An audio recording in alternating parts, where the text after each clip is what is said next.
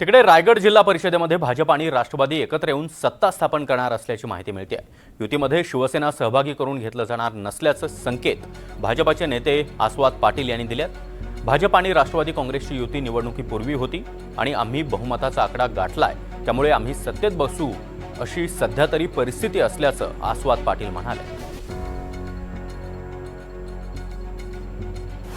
शिवसेना बाहेर राहते याच्यापेक्षा आज आपण राष्ट्रवादी आणि भारतीय जनता पक्ष यांनी एकत्रित निवडणुका लढवल्या।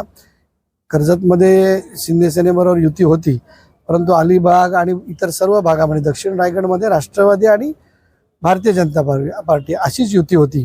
त्याच्यामुळे सध्या तरी चित्र असं आहे की भारतीय जनता पार्टी आणि राष्ट्रवादी काँग्रेस पार्टी यांची सत्ता बसेल। आमच्याकडे मेजॉरिटी पूर्ण आहे आणि वरतून जसा आदेश येईल तसा आम्हाला वागावं लागेल, त्या पद्धतीने समाविष्ट करून घ्यावं लागेल। त्याच्यात कुठे काही अडचण असण्याचं कारण नाही, कारण शेवटी महाराष्ट्रामध्ये महायुती आहे आणि महायुतीमध्ये म्हणून आम्ही बऱ्याचशा निवडणुका लढवतोय।